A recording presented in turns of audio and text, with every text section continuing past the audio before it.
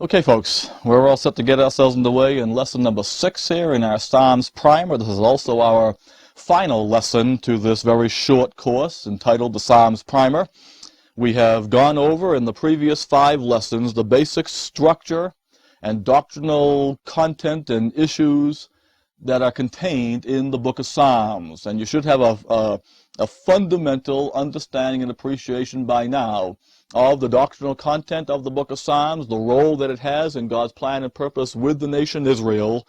And what we want to do now, as I have indicated a couple of times in the preceding lessons, is to end up our study by looking at some representative psalms that oftentimes aren't recognized as such, aren't appreciated in connection with what you now understand regarding the book of Psalms and its role in God's plan and purpose with the nation Israel. In fact, oftentimes the Psalms are just downright abused by their misuse. And misuse generally results in abuse. And unfortunately that happens. And a psalm, for example, that we're going to start off looking at, the 23rd Psalm, the misuse of the psalm has so entrenched its misunderstanding in people's minds that it's almost downright impossible for people to appreciate the psalm as the remnant of Israel is going to appreciate it in the day of the Lord. Now, we still have the old messy board on here and everything.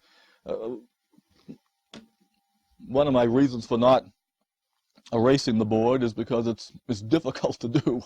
I have the overlay on the whiteboard behind, and erasing the normal whiteboard is fine. Erasing that overlay is extremely difficult. You got to be gentle with it so as not to tear it and distort it and wrinkle it any more than it is. And I just haven't wanted to do that right now. And so it's still there, but if need be, we can just peel it off and get a clean board behind it, and we'll probably need to do that.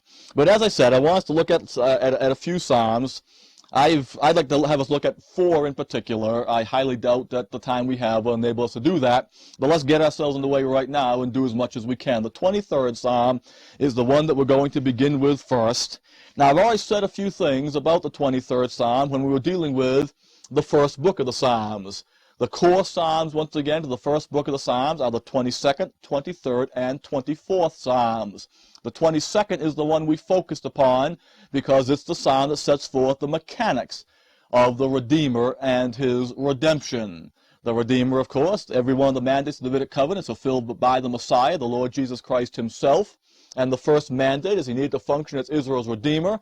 The way in which he did that, the mechanical means by which that was accomplished, is the cross. And that's exactly, of course, what the 22nd Psalm is all about. It starts off with the words of the Lord Jesus Christ following the 3 hours of darkness at which he functioned as Israel's Redeemer, taking their sins upon himself and being smitten of Jehovah and bearing the transgressions for the many, as is described in Isaiah chapter 53 there.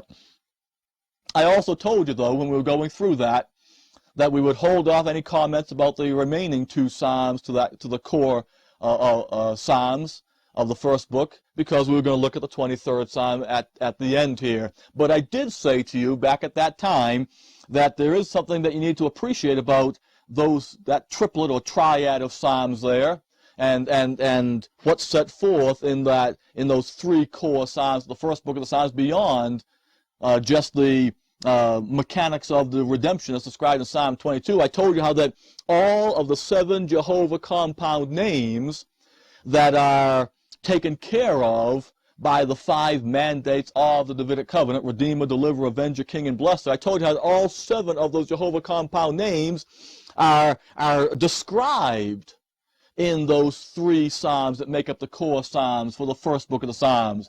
Jehovah Jireh, for example, the first Jehovah compound name that cites the issue of God himself providing a lamb for a sacrifice for the redemption of Israel that Abraham learned about back in Genesis 22. That is, of course, what the Lord does as the Redeemer. He puts Jehovah Jireh into effect, provides himself as the Lamb of God for the sacrifice of his people to become their Redeemer. And that 22nd Psalm, as it describes the mechanics of the Redeemer and his redemption, describes the implementation of Jehovah Jireh.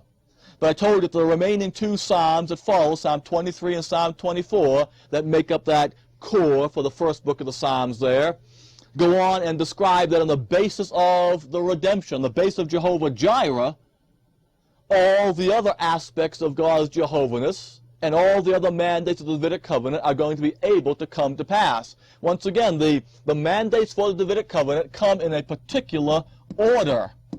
They historically transpire in that order. Redeemer first, deliverer, avenger, then king and blesser. God set that order forth once again back there under the first course of punishment. He doctrinally taught Israel through the law and through what they experienced in that first course of punishment, that the implementation of his Jehovahness for their benefit, so they could be what his plan and purpose calls for out there in that kingdom, had a particular order of its implementation.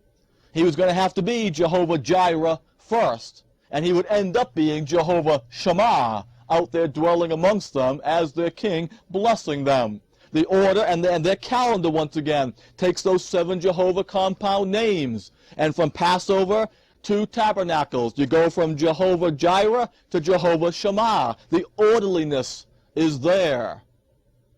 Well, what I'm saying to you once again in that is that on the basis of the first accomplishment of the first necessary implementation of God's Jehovahness, on the accomplishment of Jehovah-Jireh, all the other Jehovah compound names can be fulfilled. I want you to see a passage where the Lord talks about that in the gospel accounts. Hold your place here in Psalm 23. Come over to Matthew chapter 28.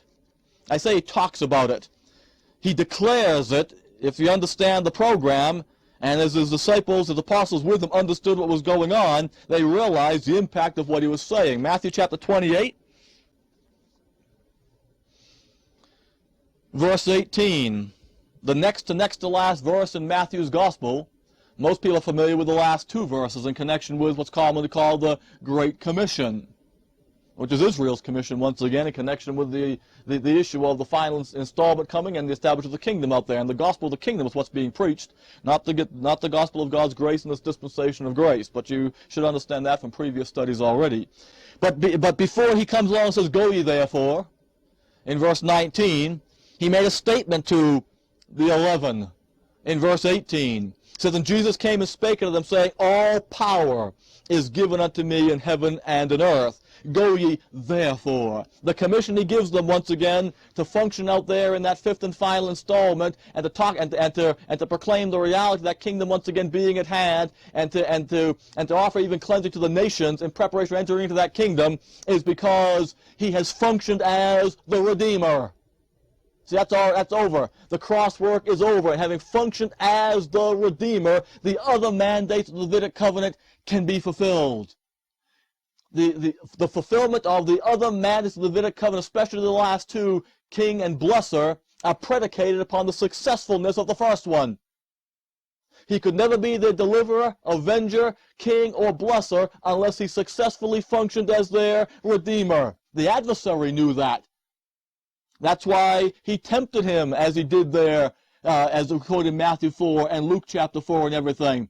Satan understood and appreciated that the key to preventing him becoming the king and the blesser, and the key to preventing him from avenging his cause with Israel against the adversary, and for delivering them from his lawful captivity, the key to that whole thing was the redemption.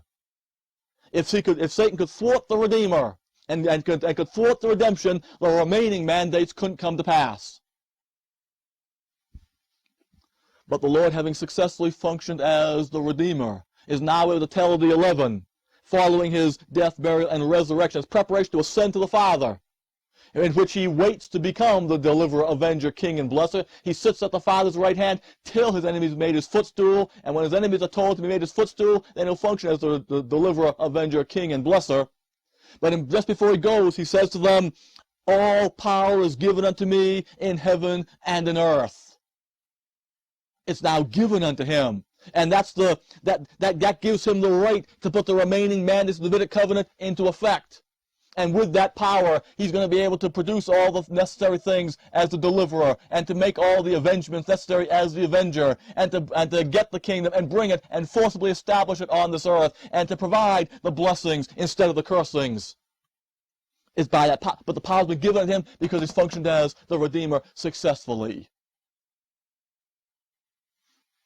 Now, my point in saying that all to you, reminding you about the orderliness of it way back when it was set forth, and acknowledging the Lord's statement in connection with that before he sent it back to the Father, my point in not saying all that to you is so you realize that in the core Psalms, the first book of the Psalms, once the 22nd Psalm has described the mechanical means of him functioning as the Redeemer, and ending up coming along and declaring the successfulness of it, as it does from verse 22 and down through verse 31. Then, because all the other implementations of the remaining 6 Jehovah compound names are predicated upon the success of Jehovah Jireh, because functioning as the deliverer, avenger, king, and blessed, the remaining mandates of the Davidic covenant are predicated upon the success of him functioning as the Redeemer, having declared in the 22nd Psalm the success of that, the 23rd and the 24th Psalm now go along and bring in the remaining 6 Jehovah compound names and cite the remaining 4 mandates of the Davidic covenant in which those remaining 6 Jehovah compound names get their fulfillment. And they set forth 2 Psalms about it.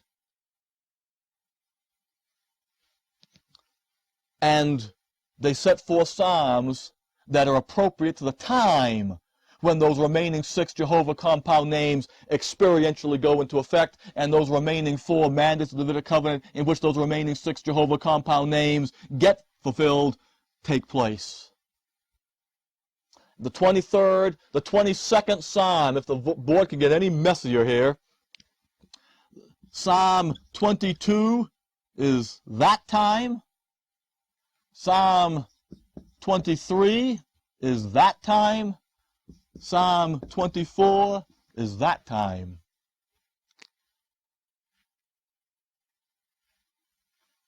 Because what they're dealing with are all 5 mandates of the Davidic covenant in their order, all 7 Jehovah compound names in the order of the historical coming to pass for the nation Israel. The 23rd Psalm, folks, is a psalm for the remnant about their experience in the day of the Lord, in the 5th and final installment of the 5th course of punishment still yet to come. Truth of the matter is, in God's plan and purpose, there is no legitimate application of the 23rd Psalm until he resumes his program with Israel. That's what he's designed it for. He didn't design it to be used at funerals in this dispensation of grace. He's designed something much better to be used at funerals in this dispensation of grace, and the truth of the matter is most Christians ignore it. And they take a portion of God's Word that's never been designed for that purpose and use it for a different purpose.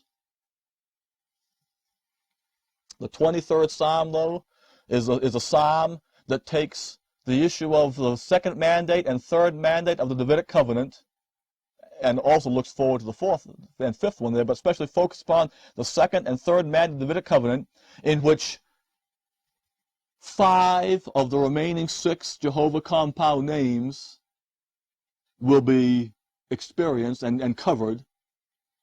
And it talks about the things the remnant is going to be able to say and benefit from and experience when he functions as their deliverer and delivers them, and their avenger and avenges them. And that'll be taking place out there in the day of the Lord. Well, let's take a quick look at it. Psalm 23. Actually, you need to remember before we actually begin this, the 7 compound Jehovah names. You've got Jehovah Jireh, that's the first one. That's already taken place there at the cross. That's Psalm 22. The last Jehovah compound name is Jehovah Shammah. That's when the kingdom is established. Jehovah Jehovah Jireh, that's the 22nd Psalm. JSH, Jehovah Shammah, that's the 24th Psalm. The remaining 5 Jehovah compound names are cited in the 23rd Psalm. Starting right off with the very first line, the Lord is my shepherd. That's Jehovah Ra'ah. And you go from Jehovah Ra'ah to Jehovah Nissi. You got Jehovah Ra'ah, Jehovah Shalom, Jehovah Ra'ah, Jehovah Shalom, Jehovah Rophekah, Jehovah Zidkenu, Jehovah Nissi. And all those 5 Jehovah compound names will be covered by the Lord's fulfilling the mandate of being deliverer and avenger. And in the day of the Lord, the remnant of Israel will experience Jehovah Ra'ah, Jehovah Shalom, Jehovah Rophekah, Jehovah Zidkenu, Jehovah Nissi. They'll experience the Lord as their guiding shepherd, as their peace giver, as their healer, as their righteousness, as their conquering hero. Just as at the cross he functioned as their lamb for redemption, and just as he'll be their present king and blesser in the kingdom, as Jehovah Shammah describes. I'm going to read down through the 23rd Psalm here, and I'm just going to cite those 5 Jehovah compound names that are in the 23rd Psalm as we go down through it, as we just read it through the first time, and then I'm just going to give you a quick outline breakdown for the experience and application of what's described here for the remnant in the day of the Lord. Verse 1, the Lord is my shepherd, I shall not want. That's Jehovah Ra'ah. He maketh me to lie down in green pastures. He leadeth me beside the still waters. That's Jehovah Shalom, the peaceful, still waters. He restoreth my soul. That's Jehovah Rophekah. He leadeth me in the paths of righteousness for his name's Jehovah's sake. That's Jehovah Zidkenu. Zidkenu is a righteousness issue. Yea, though I walk through the valley of the shadow of death, I will fear no evil. For thou art with me, thy rod and thy staff, they comfort me. Thou preparest a table before me in the presence of mine enemies. That's Jehovah Nissi. Thou anointest my head with oil, my cup runneth over. Surely goodness and mercy shall follow me all the days of my life, and I will dwell in the house of the Lord forever. That's in anticipation of Jehovah Shammah, which is the subject matter of the next psalm in particular. Now there's Jehovah Ra'ah, Jehovah Shalom, Jehovah Rophekah, Jehovah Zidkenu, Jehovah Nissi. Now, the 23rd Psalm is describing the time once again when those 5 Jehovah compound names wrapped up in the next 2 mandates of the Davidic covenant following redemption come to pass. Deliverer and deliverance, avengement and avenger and avengement, and that comes to pass in the day of the Lord. The 23rd Psalm is a day of the Lord psalm. And it's describing the experience of the remnant of Israel as they experience those 5 Jehovah compound names when the Lord functions as their deliverer and gives them deliverances on the basis of those things, functions as their avenger and gives them avengement on the basis of those things. When you begin verse 1 of Psalm 23 and you go through to verse 3, you particularly cover what Israel will experience, the remnant in particular will experience, as far as the implementation of those 5 Jehovah compound names are concerned in the first half of the day of the Lord, the first 3.5 years of the time schedule for the day of the Lord. It's during that time that they're going to experience the Lord as Jehovah Ra'ah, their shepherd, and they're not going to want. They're not going to be in need of anything. Their provisions, they'll have their provisions made for them. Hold your place here in Psalm 23. Come over to Isaiah and chapter 65. Let's look at an amplification upon this. Isaiah chapter 65.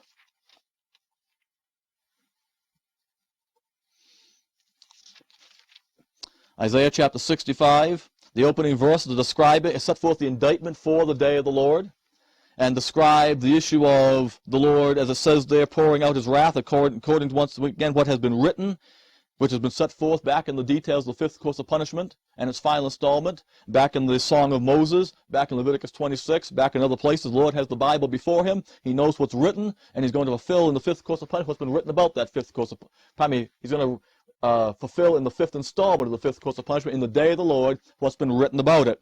In verse 6 of Isaiah 65, he says, Behold, it is written before me, I will not keep silence, but I will recompense, even recompense into their bosom, your iniquities and the iniquities of your fathers together, saith the Lord, which have burned incense upon the mountains and blasphemed me upon the hills. Therefore will I measure their former work into their bosom. The Lord quotes that very passage, describes the time of its coming, just before he goes to the cross there, when he tells the Pharisees, after giving them a series of woes, to fill up the measure of their father, he's going to send the apostles and prophets out there in that extension of mercy and forbearance and the opening of the time for the day of the Lord out there. Some of them they're going to kill, some they're going to crucify, going to cast them out of the synagogues and all this business.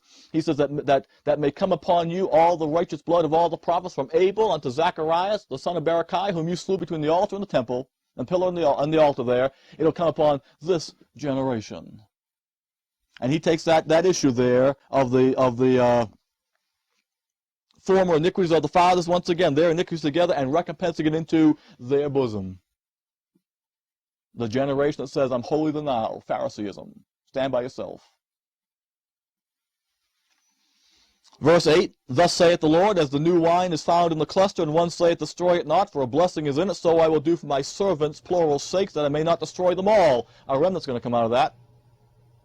And I will bring forth a seed out of Jacob, there's the remnant, out of Judah, as the Messiah, inheritor of my mountains, and mine elect shall inherit it, and my servants shall dwell there. Kingdom. And Sharon shall be a fold of flocks, and the valley of Achor a place for the herds to lie down in, for my people that have sought me. That's the remnant. But ye, referring once again to the apostate element, ye are they that forsake the Lord, that forget my holy mountain, that prepare a table for that troop, that furnish the drink offering unto that number. That's why the man of sin's got a number out there. Therefore will I number you to the sword, and you shall all bow down to the slaughter, because when I called, ye did not answer. Gospel of the kingdom went out, they didn't respond. When I spake, you did not hear, but did evil before mine eyes, and to choose that wherein I delighted not. Therefore thus saith the Lord.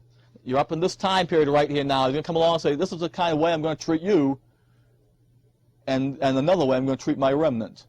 He's just described his remnant as a flock. Verse 12, Therefore will I number you to the sword, and you shall all bow down to the slaughter. Oh, pardon me, verse 13. Therefore thus saith the Lord God, Behold, my servants shall eat, but ye shall be hungry. Going through the tribulation, the great tribulation there and everything. My servants shall eat, they'll be provided for. Ye shall be hungry. Behold, my servants shall drink, ye shall be thirsty. Behold, my servants shall rejoice, ye shall be ashamed. Contrary to the way he's going to treat the remnant, and the way in which the apostate element is going to be treated. Behold, my servants shall sing for joy of heart, but ye shall howl for sorrow of heart, and shall cry for sorrow of heart, and shall howl for vexation of spirit. And he goes on and describes other things there.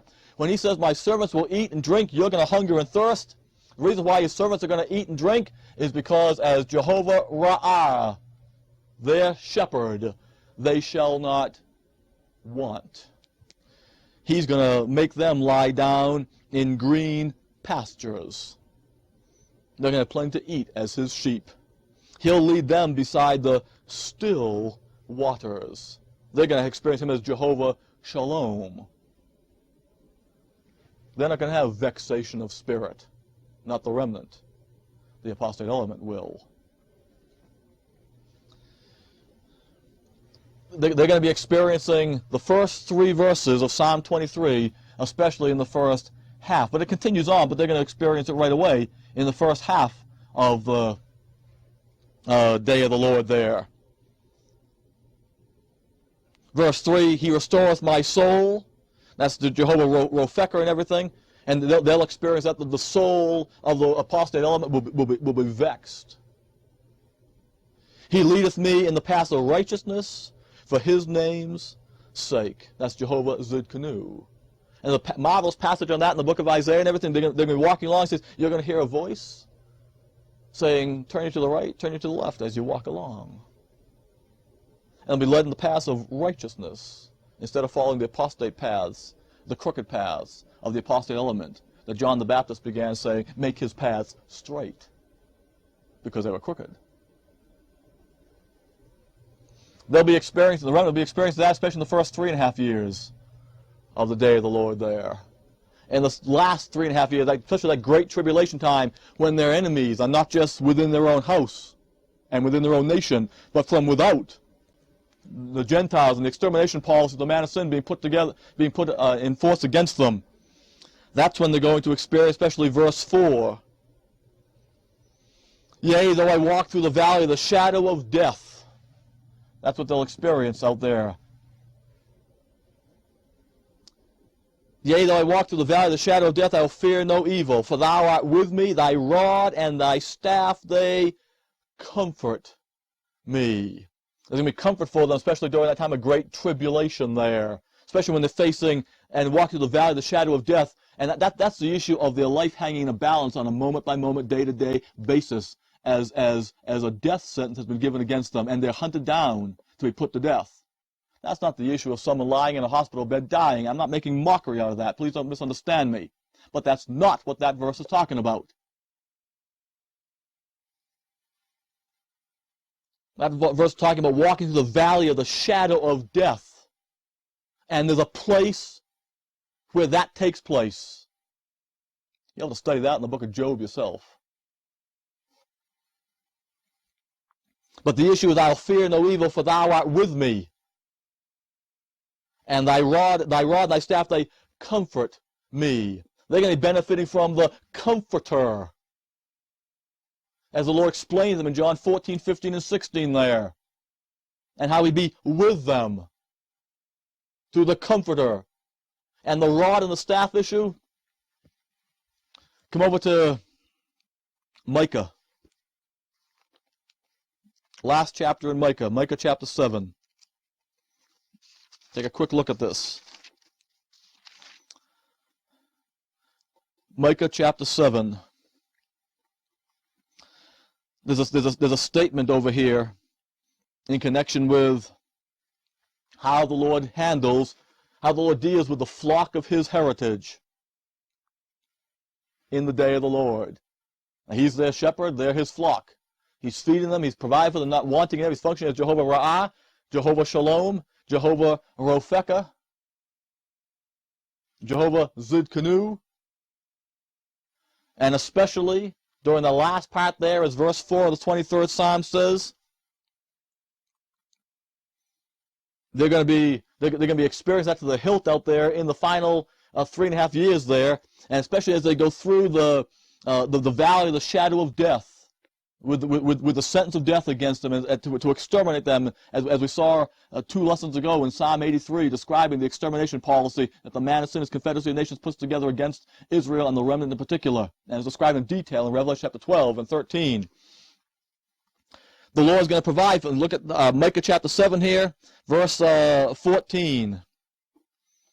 I'll back it up to verse 8 here. Verse 7, excuse me.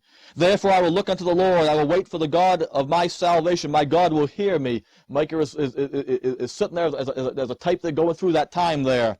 By the way, the preceding verses in Micah chapter 7 here are quoted by the Lord Jesus Christ. He describes that time when he describes the issue of their foes being members of their own house. The son dishonoring the father, daughter rising against the mother there, verse 6 and so forth. The Lord quotes that in Luke chapter 11 and 12 there, describing the day of the Lord out there.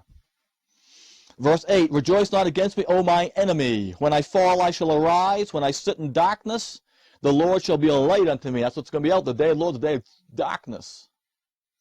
I will bear the indignation of the Lord, because I have sinned against him, till he plead my cause and execute judgment for me. He will bring me forth to the light, and I shall behold his righteousness, kingdom. Then she that is mine enemy shall see it. I wish we had time to go over the change in pronouns here from he to she and everything, and the singular to the plural and all that, but we just don't have time to do all that. Then she that is mine enemy shall see it, and shame shall cover her, which said unto me, where is the Lord thy God? That's what they're going to say out there once again. The first 3.5 years, they're going to come along, not see any evidence for him. Mine eyes shall behold her, now shall she be trodden down as the mire of the streets. That's what takes place out there in the end of the last 3.5 years there. In the day that thy walls are to be built, in that day shall the decree be far removed.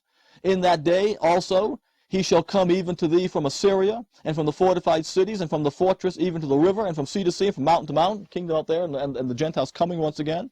Notwithstanding the land shall be desolate because of them that dwell therein, for the fruit of their doings. Feed thy people with thy rod, the flock of thine heritage, which dwells solitarily in the wood, in the midst of Carmel. Let them feed in Bashan and Gilead as in the days of old. According to the days of thy coming out of the land of Egypt will I show unto him marvelous things. There's going to be a repetition once again of the kind of judgments and the things that the Lord did when he brought them out of Egypt and the provisions he made for them. Waters coming from the rock, manna from heaven, all that kind of business repeats itself again out there.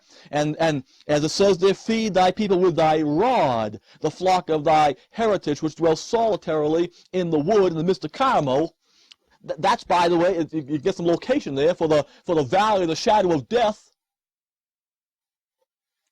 And as they're walking through, they fear no evil. The rod and the staff, they're comforting him. The feeding is there. They're being fed with a rod.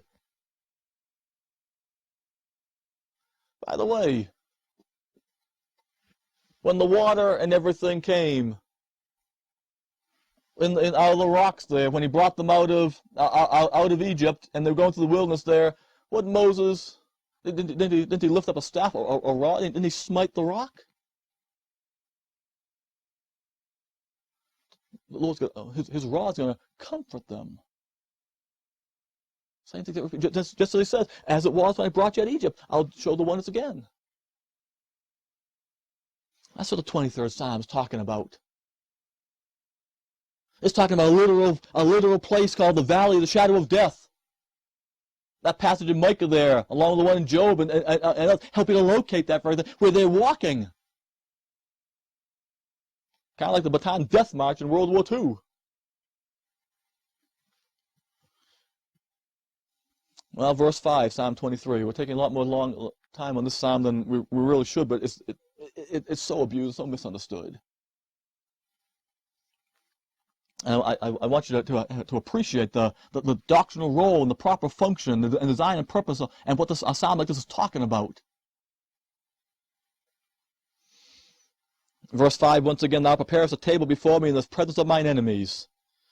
Thou anointest my head with oil, my cup runneth over. That's Jehovah Nissi. He's functioned as the conquering hero, and now the Lord spread the table in the presence of his enemies. And all his enemies can do is just stand there with their mouth open. That type of thing. And then he looks out there then the psalm looks out there in the final two verses to the participation and the everlastingness of this in the kingdom out there. Surely goodness and mercy shall follow me all the days of my life, and I will dwell in the house of the Lord forever. Out there. And that's what he'll experience, and that's what the remnant experience as Jehovah Shammah. And now the 24th psalm goes on. Would Jehovah Nissi having been covered through the Redeemer and his redemption? Would Jehovah Ra'ah, Shalom, Rophekah, Zikanu, and Nissi having been covered through the Deliverer and his deliverance and the Avenger and his avengement? Now you got the psalm that comes along and says Jehovah Shammah can go into effect. And here's what the remnant looks forward to in connection with that. Verse 1, Psalm 24, the earth is the Lord's and the fullness thereof, the world and they that dwell there. See, he's come back and he's got the king, he's got it, and he's established it, he's possessed it for something. For he founded it upon the seas and established it upon the floods. He's got what he originally established and said he would do back there when he created and when he judged at the flood. Verse 3, who shall ascend into the hill of the Lord, or who shall stand in his holy place? Those are the two places for his thrones in the kingdom. He's got the hill of the Lord, that's Mount Zion once again there, and he's got his holy place in the millennial temple. And the issue now in this 24th Psalm is who's going to ascend into the hill of the Lord or stand in, who's going to have the privilege. The issue is not just who's going to be in the kingdom. The issue is the 23rd Psalm ends up being there. But the issue is now who's going to have the privilege, who amongst the remnants is going to have the privilege of being personally in his presence as part of his entourage, so to speak, as he goes back and forth between his two dwelling places in the kingdom, as he goes between Zion and the millennial temple. And there's a road between those two places when you see the whole thing set out there in Ezekiel 40 through 48.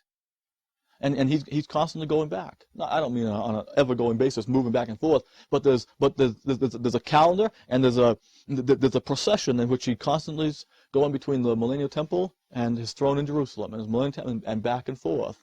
And he's accompanied with his royal entourage. But that's a reward for faithful members of the remnant of Israel. And as they're going through that fifth and final installment there, one of their major encouragements to remain faithful and to not participate in Israel's apostate religious system, but to stand for the corrective doctrine the Lord has provided for them, like through the Sermon on the Mount and so forth, is the issue of being rewarded in that kingdom, which of course is what the Lord spells out in the Sermon on the Mount. By the way, the Sermon on the Mount follows the outline of this psalm along with the 15th psalm, which both deal with the same thing. 2 times this is repeated in the first book of the Psalms. Who shall ascend to the hill of the Lord? Who shall stand in his holy place? He that hath clean hands and a pure heart, who hath not lifted up his soul unto vanity, nor sworn deceitfully. He shall receive the blessing from the Lord, and righteousness from the God of his salvation. This is, the guy's got salvation. He's going to receive something, though, from the Lord in connection with it. This is the generation that seek him, that seek thy face, O Jacob, Selah. That's the generation, once again. It's the one spoken about at the end of Psalm 22, the seed that serves him, that's counted for the Lord for the generation, by serving him and seeking to get the rewards in that kingdom out there. And the reward is this, in verses 8, probably verse 7 and down through verse 10. They get to go with the Lord as he moves around and in his kingdom. They're part of his royal entourage. Verse 7, lift up thy heads, O ye gates, and ye lift up ye everlasting doors, and the King of glory shall come in. Who is this King of glory? The Lord strong and mighty, the Lord mighty in battle. He'll function as the deliverer and the avenger. The kingdom will be established. The everlasting gates, once again, are going to be lifted up at Mount Zion there and everything. And he's going to come in. There's going to be a parade. The parade's described in the 45th Psalm. And he's going to come in. The triumphal entry, once again, into Jerusalem that took place before the Lord went to the cross and everything was a mini picture of that parade. Who is the King of glory? The Lord strong and mighty. Verse 8, the Lord mighty in battle. Lift up your heads, O ye gates. Lift them up, ye everlasting doors. The King of glory shall come in. Who is this King of glory? The Lord of hosts. He is the King of glory. Selah. By the way, you got to get all that doctrine straight before going to Psalm 25. But anyway, that's Jehovah Shammah. He comes in now, and he's going to dwell in Israel. And the ones who are going to ascend into the holy hill with him and stand in his holy place as he comes in and be there with him are faithful members of the remnant, as described there. But that psalm is Jehovah Shammah and the ramifications of that for the remnant living through that time. What an encouragement for them to stand fast and to benefit and to wait, like Micah said, for the Lord to be Jehovah Ra'ah, Jehovah Shalom, Jehovah Rophekah, Jehovah Zidkenu, Jehovah Nissi, so they can go in there and participate with him as Jehovah Shammah in honor and glory.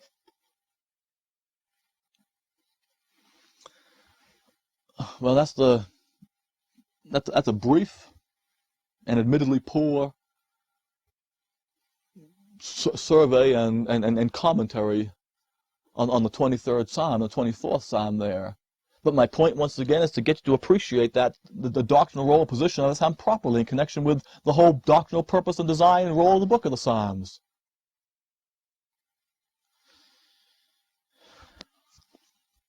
Let me have you come over to the 79th Psalm. How much time we got left here? Not much. We never do. Psalm 79. We looked at this Psalm because it's the beginning of the core Psalms in the third book of the Psalms, dealing with the avenger and his avengement. And I'm taking the time right now to look at it again because we are basically familiar with it, and we got about enough time to make a few comments on it.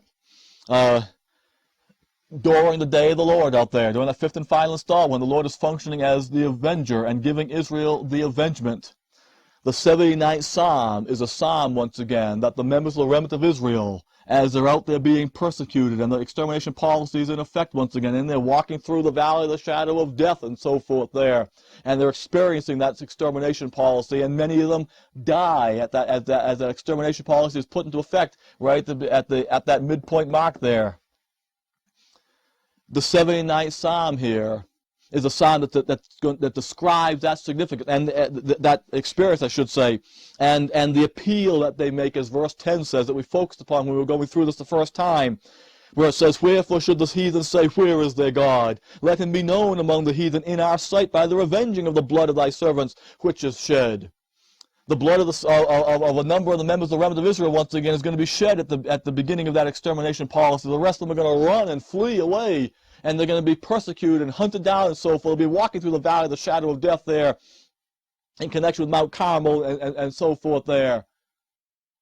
And they'll be making this appeal. They'll be hearing rumors and all this business about further ones being killed and hunted down. And they'll be hiding in caves and in dens of the rocks and so forth there. They'll be in circumstances much like David was in, that we talked about in the superscriptions of the second book of the Psalms. They're dealing with the deliverance and so forth there. And they'll be betrayed by ones, and they'll have ones like the Zephies who come along and pretend to be friends and to betray them and things like this. And this psalm in particular, this 79th psalm, is a fundamental psalm as they're looking for him to function as the avenger and wait for his avengement.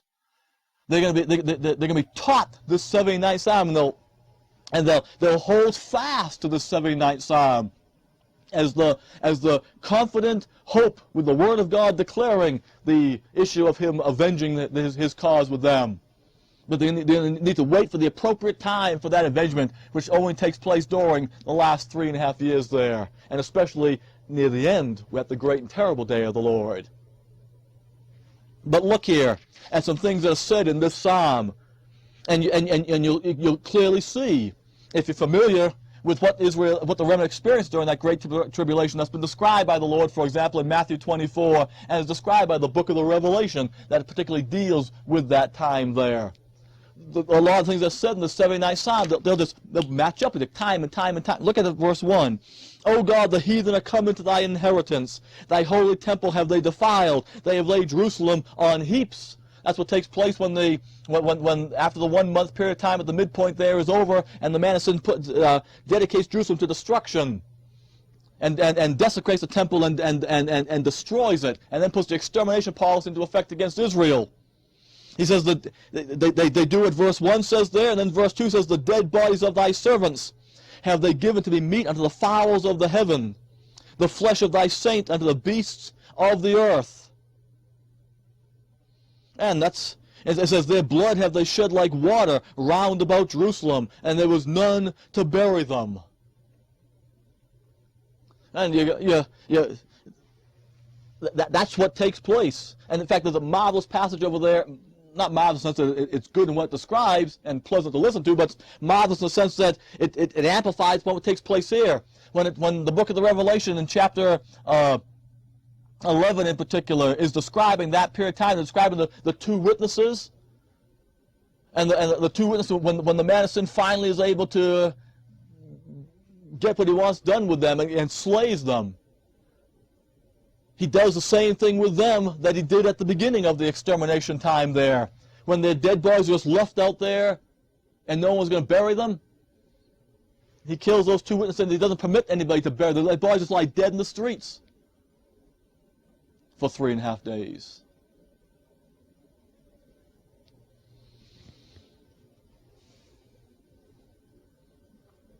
Verse 4. "We have become a reproach to our neighbors, a scorn and derision to them that are round about us," as that confederacy of nations once again follows the leadership of that man, that Assyrian. "How long, Lord, wilt thou be angry forever? Shall thy jealousy burn like fire?" That's what they're waiting for once again. The issue of him functioning as the avenger once again is the issue of the fire is jealousy. Revenging his cause with Israel. He's jealous, like we saw when we looked at this with the book of Nahum there. "Pour out thy wrath upon the heathen that have not known thee, and upon the kings that have not called upon thy name." That's what he's looking for in the great tribulation, and the pouring out of the wrath. That's why when you're in the book of the Revelation there, and you're dealing with the executions of the wrath against the heathen and against the man of sin and his kingdoms and everything there, that's why that wrath is in vials, because it is poured out. That's why he talks about pouring out thy wrath there, because when he describes it later on, he puts it in vials that are poured out. By the way, the significance to the way with the judgments in the book of the Revelation set forth, matching up with the book of Psalms and the book of with the seals and the trumpets and the thunders and the vials. By the way, the seven thunders, that thunder there that John's not told, John hears, and he starts to write down, and he's told not to write down there. There's a whole psalm about that. Anyway, verse 7, for they have devoured Jacob and laid waste his dwelling place. Divide the land again once again and lay it waste, as it says there. Oh, remember not against us former iniquities. Let thy tender mercy speedily prevent us, for we are brought very low. Help us, O God of our salvation, for the glory of thy name. Once again, the issue is deliverance and avengement, especially the avengement issue. And the glory of your name is the avenger. Deliver us and purge away our sins for thy name's sake. Wherefore should the heathen say, where is their God? Let him be known among the heathen in our sight, by the revenging of the blood of thy servants which is shed. There's the issue once again. Revenge right there. And that's when you're over in Revelation chapter 6 there once again. The seven seals, or the six seals at that time I should say, take you through the scope of that day of the Lord there. And when you get to that fifth seal there, and you're dealing with the condition of the members of the remnant who have been beheaded, and their souls are seen under the altar, and they ask the Lord the very question asked right here in the 79th Psalm, how long, O Lord, before you avenge our blood upon those that dwell upon the earth? See, that's the application of the 79th Psalm. That's what it's talking about. That's when it applies. It's dealing with the members of the remnant out there in the day, especially the Great Tribulation section of the day of the Lord. Verse 11, let the sighing of the prisoner come before thee, according to the greatness of thy power. Preserve those that are appointed to die. Come over very quickly, if you would, to Joel. How much time we got here? Not much. Joel chapter 3 and Zechariah chapter 14. Joel chapter 3 and Zechariah chapter 14. These two passages are describing in detail the activities of the man of sin once again there, and when he puts the extermination policy into effect in Israel and desecrates the city and so forth there. Joel chapter 3, verse 1, For behold, in those days and in that time when I shall bring again the captivity of Judah and Jerusalem. So they go into captivity there. I will also gather all nations and will bring them down to the valley of Jehoshaphat and will plead with them there for my people and for my heritage, Israel, whom they have scattered among the nations and parted my land. So that's the issue that was described in the 79th Psalm. And they have cast lots for my people and have given a boy for a harlot and sold a girl for wine that they might drink. You got the issue of the prisoner concept there and everything. They're selling them once again to slavery and all this business. Verse 4, Yea, and what have ye to do with me, O Tyre and Zidon, and all the coast of Palestine? Will ye render me a recompense? And if you recompense me, swiftly and speedily will I return your recompense upon your own head, because you have taken my silver and my gold, and have carried into your temples my goodly pleasant things. The children also of Judah and the children of Jerusalem have ye sold unto the Grecians, that ye might remove them far from their border. Now this is that's the issue. They're being sold to slavery and everything like that, and they're being taken captive and prisoners of the Gentile nations. Come over to Zechariah chapter 14. Zechariah chapter 14. Behold, the day of the Lord cometh, and thy spoil, talking to Jerusalem, shall be divided in the midst of thee. It takes place in the midpoint there once again.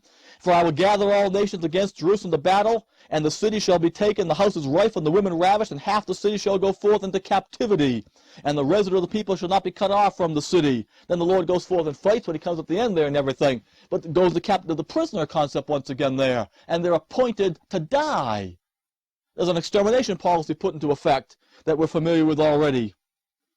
By the way, that's why when you're over in Matthew chapter 25, and the Lord describes the judgment of the nations once the kingdom is established, he describes the condition of his brethren, the remnant, that the nations saw, and he says, when I was in prison, you didn't visit me. The goats didn't. The sheep, the Gentile nations who responded positively to the remnant in their condition. When he was in prison, they did visit him. But that's the issue. During this time, some are going to be in prison, some are going to be naked, some are going to be without food, and with all this business. The reason why is because of that extermination policy. And the 79th Psalm talks about the sighing of the prisoner coming before the Lord. According to the greatness of thy power, preserve thou those that are appointed to die. And render, verse 12 says of the 79th Psalm, unto our neighbors sevenfold into their bosom their reproach. Where would they have reproached thee, O Lord? Yeah, that's the issue. That they reproach thee, and therefore the issue is the avenging of your cause with us. So we, thy people and sheep of thy pasture, will give thee thanks forever. We will show forth thy praise to all generations. Get the deliverance and the avengement, and get the king of the blessed. By the way, there's that, we're the sheep, you're Jehovah Ra.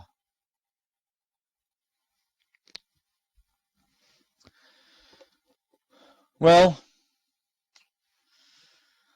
let's take one quick look at another psalm. I come back to the 37th psalm. The 37th psalm. And we're not going to have time to do justice to the 37th psalm at all, nor are we doing justice to any of these psalms. It's 40 verses long, but the reason why I bring up the 37th psalm here right now is because it's one that you can spend some time on and really get some appreciation for. The book of James, for example, Hebrews to Revelation once again. It's a portion of God's word dealing with the resumption fulfillment of God's program with Israel. It's written to the Hebrew people. Their apostles, once again, are the ones that are in view: James, Peter, John, Jude, and so forth there. The book of James, once again, is written to the remnant in preparation for the day of the Lord, and providing them with doctrinal exhortation and everything to help them and to encourage them to continue on with the Lord's corrective doctrine, to continue to stand fast against the apostate religious system, and so forth, and to look forward to the judge coming. He's standing before the door there, and to go into that kingdom with the blessing and the privilege of reward, and the crown of life and so forth will be granted to them in that time for their faithfulness. That's what the book of James is all about. But the book of James, just about every one of the books of Hebrews to Revelation, dealing with the resumption fulfillment of God's program with Israel, is founded, it's doctrinally founded upon passages in the Psalms and in the fifth course of punishment prophets of Isaiah through Malachi. Hebrews, for example, is doctrinally founded upon Psalm 110, Psalm 95, and the doctrine of the new covenant, Jeremiah 31. James is doctrinally founded upon the 37th Psalm. 1 Peter is doctrinally founded upon Psalm 34. And you can easily figure the rest out. But when talking about the 37th Psalm here, like I said, James is doctrinally founded upon it. And the great majority of the things that James says in the book of James to the remnant of Israel are doctrinal expansions and amplifications upon the statements and principles that are stated here in the 37th Psalm.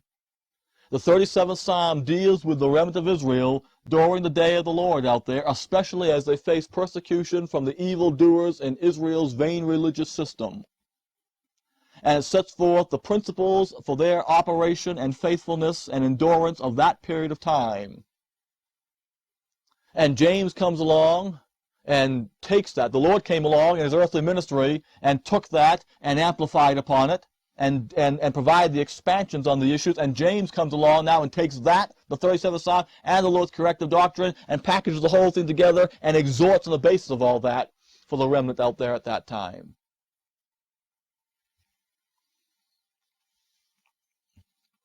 And when James starts out, for example, there with not with the particular verse I'm going to refer to right now, but within the opening verse of James 1, there he talks about the rich man fading away in his deeds and so forth. There, the sunshine, and gives that, and he takes that right from the first verses here of Psalm 37, where it says, "Fret not thyself because of evildoers, neither be thou envious against the workers of iniquity, for they shall soon be cut down like the grass and wither as the green herb." And that's exactly what James sets forth in James 1, 9 through 11, and also repeats in chapter 5 in the first 3 verses. And James doctrinally follows the 37th Psalm pretty much through in what he sets forth. But my point in saying all that is that the 37th Psalm is a psalm describing the issue of an aspect of the conduct and behavior of the remnant of Israel in connection with what they see going on around them in apostate Israel in the opening time of the day of the Lord there, and in preparation for the arrival of the day of the Lord. And that's what James is dealing with. That's what the doctrine of James is all about. That's to whom he's writing to, and the conditions under which he's writing, and with the expectation that they have. And the 37th Psalm sets forth a doctrinal preparation for that. See, in the 37th Psalm, what book of the Psalms are you in? You're in the first book of the Psalms. But you're near the end of that first book, aren't you? And as we've already seen, once you get past the core Psalms, there's that first book of the Psalms there, once again, dealing with the Redeemer and his redemption, Psalms 1 through 41. Once you get past the core Psalms there, you're dealing once again with the experience, especially to be appreciated by the remnant on the basis of being a part of the Redeemer and his redemption, and in preparation for the Deliverer and his deliverance. He functions as the Redeemer there. What's coming up once again, forget the dispensation of Gentile grace, is the Deliverer and his deliverance. And in preparation for the Deliverer and his deliverance, they're experiencing the time of repentance being given to Israel, and they're experiencing the issue of the apostate religious system and it not seeming to be affected by what's going on, and the issue is they shall soon be cut down like the grass and wither as the green. That's what's going to take place out there when the day of the Lord starts. And the remnant's being prepared for that. And James, that's what James is doing. He's preparing them for that. And the 37th Psalm is sitting near the end of the first book of the Psalms in preparation for the remnant to be doctrinally educated for experiencing the second book of the Psalms issue, the Deliverer and his deliverance. Well, you have to go down through the 37th Psalm and appreciate some of these things. Let me just give you some quick citations as you go down to the 37th Psalm. You just jot these down, you go over them on your own, and you get some appreciation for them. When it says in verse 8, cease from anger and forsake wrath, fret not thyself in any wise to do evil. It's exactly what James tells them in James chapter 1 in verses 18 through 20, and in all of chapter 3, all 18 verses with their tongue and all this kind of business. You come on down. You got the meek inheriting the earth there once again, which is what the Lord set forth in the corrective doctrine of the Sermon on the Mount in Matthew 5 and verse 5, which James picks up on and deals with also as far as their inheritance is concerned in that kingdom. And as he exhorts them to be meek, you keep on coming down through the psalm here.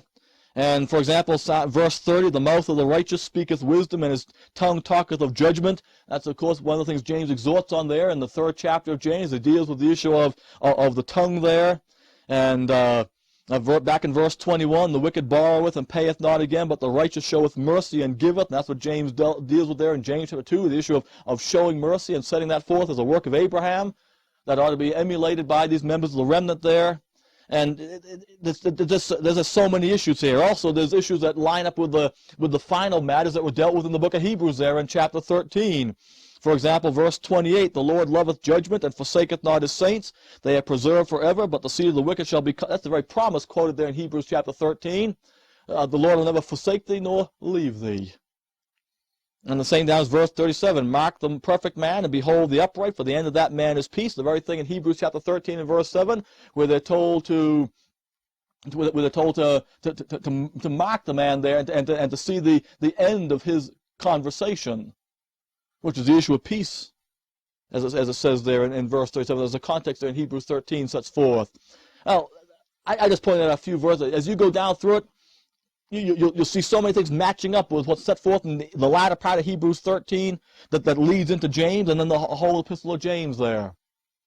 But my point, once again, in saying all that is to you is that there's a perfect example of James himself knowing the doctrinal role of the book of Psalms, and particularly the doctrinal role of the 37th Psalm in the first book of the Psalms. It's unfortunately Christians today in this dispensation of grace with such a poor understanding of what's going on in God's plan and purpose, oftentimes not even recognizing the dispensation of Gentile grace in effect, that end up abusing and misusing the Scriptures. and abusing the book of Psalms. Well, this concludes our Psalms primer, and I hope it's been a benefit to you. And I encourage you to not just let it stop here. Don't just have a primer understanding of the book of Psalms. Increase and grow in your understanding of God's program with Israel, as well as you do with respect to this dispensation of grace, and appreciate more and more in your own personal studies these fundamental things that we've gone over.